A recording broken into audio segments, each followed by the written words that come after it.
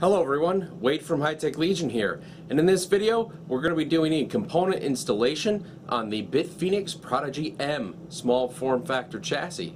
So one of the first things we did was we actually pulled off all the side panels, as you can see behind us, and I also removed the hard drive bracket here, pulling the 4 screws here to remove the bracket that all your hard drives can mount to in the case.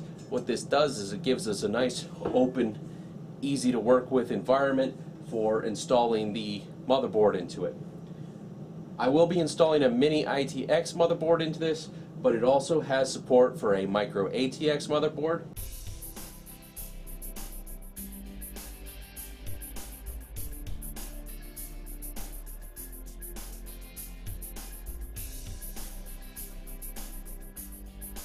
This component installation is a little bit different than most cases that I would do.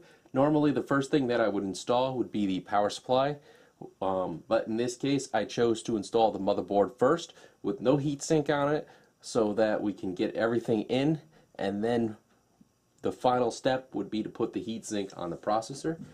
The first thing I chose to do was actually to pull the bracket here that holds the hard drives in place, so that you have wide open access to the system, and it'll make it very easy to do our installation.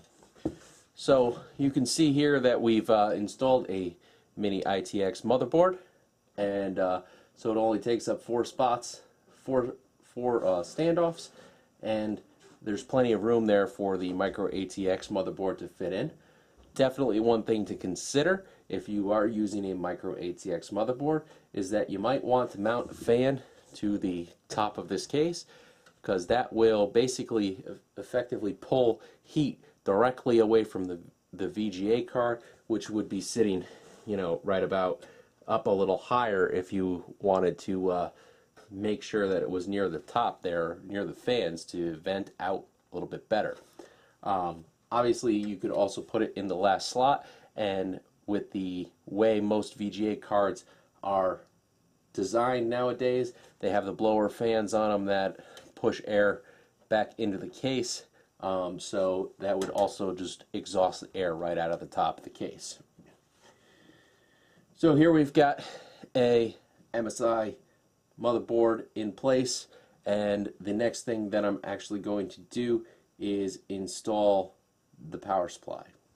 So to install the power supply in this system, the first thing that we actually want to do is take this thumb screw out. What that'll do is release the power supply bracket here, which will mount onto our power supply, and then we put the whole thing back in and connect up the power cable to the bottom of the power supply. So as you can see, we've got the power supply bracket mounted onto our power supply here, and all you got to do here now is simply slide this back into place and put our thumb screw in, and our power supply will be mounted. Now, one thing I definitely would recommend with this case is a fully modular power supply. I am not using one in this case, so I actually am going to end up with a couple extra cables. But the fully modular power supply would definitely be beneficial in this type of build. Lastly, for the power supply installation, all you got to do is take your power cable here, connect it into your power supply, make sure your switch is on for it, and then you can plug in your extension to the back of the case, and that will power your system. Next, I'm going to get a bunch of my cables situated and also install the GPU. So here we have our power supply installed. Our 24-pin power connector is plugged into the system board. The 8-pin CPU power connector is plugged into the system board. We also installed a Asus GTX 670 DirectCU2 graphics card. So as you can see, this case definitely has support for longer graphics cards. Of course, depending on your power supply to some degree, if I flipped this power supply around so the fan was facing into the case, it would definitely have made the installation of the card a little bit easier, but nonetheless, everything works and is able to be connected. We've also got our two 6-pin power connectors to the 670 plugged in. So the next thing to install is actually going to be our CPU cooler, so that we can then move on to putting our hard drives in place. So here we've got our heatsink now installed. We've got a Corsair H80i in here, which actually has one of the Corsair fans on it and one of the BitFenix Spectra Pro fans on the rear of it here. You can definitely see that, being that this is a mini ITX board, that the Corsair liquid cooling power supply covers up a lot of the board. So what I did was I actually disconnected the front panel connectors from the side panel and connected all those to the board first, and then I also connected a SATA wire here so that I can connect my SSD into the board without having to try to get my hands in there to plug these in. So next, let's install the 2.5-inch SSD drive into the drive cage and fire this sucker up. So this is a very simple 2.5-inch hard drive installation, probably one of the simplest that I've ever seen. What you do is you slide the drive into the two clips here, and then on the back side of the hard drive bracket you put 2 screws in on the bottom side. For the middle you would use 4 screws, and for the top it's the same as the bottom, 2 clips, 2 screws.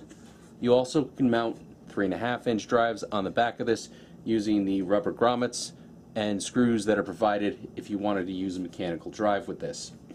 In my build, the mechanical drive wouldn't fit very well, and I don't really have a need for it, so I'm just going to put the 2.5-inch SSD in here.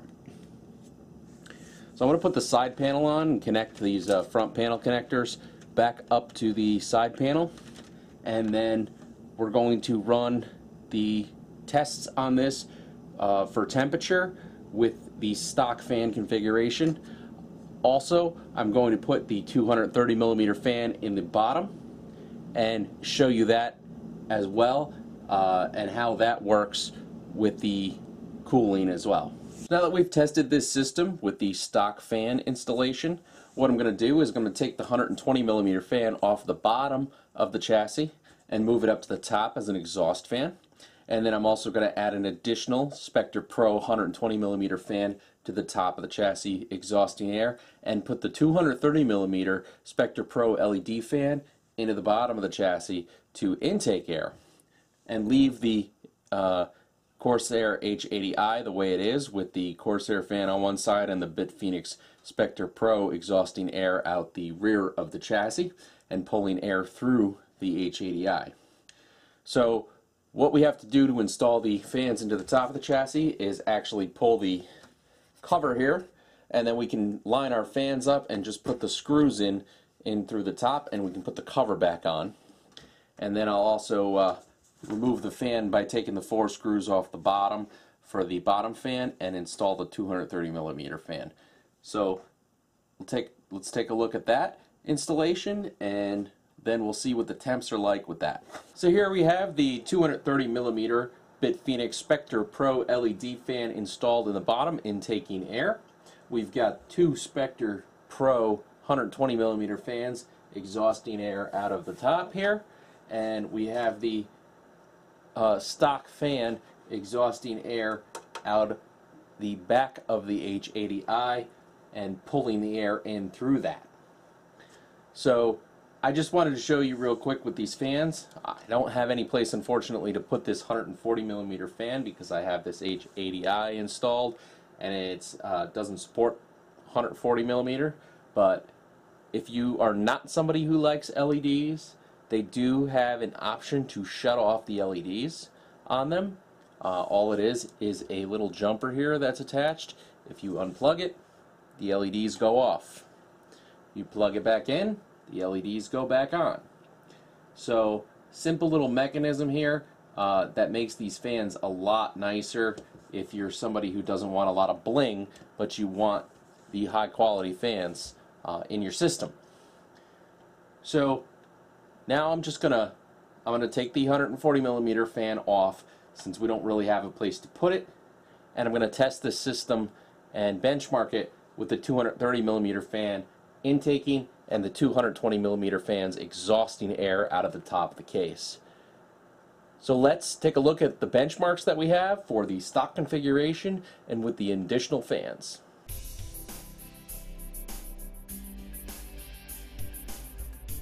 So that's our component installation for the BitFenix Prodigy M. Definitely some things to note about the case is you have plenty of cooling options available to you. We did install an H80i 120 millimeter water cooling, liquid cooling radiator, so that did limit some of our options for our cooling, since we weren't able to put a 140 millimeter fan on the rear. However, with the 230 millimeter fan on the bottom, you get definitely plenty of intake and the exhaust going right up to the top of the case. Some things definitely to consider if you're using a Micro-ATX board is that you could put your VGA card in the last PCI Express slot, and it'll get it right up close to the top of the case, and the fans on your GPU will exhaust the air out of the top of the case. Also, definitely if you're using a Micro-ATX board, you'll probably have a little bit less of a problem with cable routing, since a lot of your connectors probably won't get covered up by your cooler.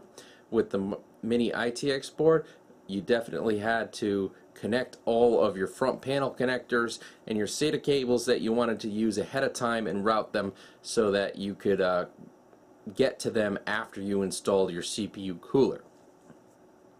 Cable routing definitely important in this case. It's important to plan your cable routes no matter what, but in a more of a small form factor case, it's even more important.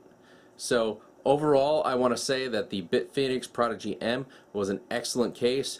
The build was definitely different than what is typically done with a mid-tower or something like that. However, it was not difficult. All we had to do was remember to pull that hard drive bracket, and then we could get to the motherboard tray, install our motherboard, install our power supply, and work from there with our cables and our hard drives. Pretty much the last thing that went into this case was the hard drives themselves.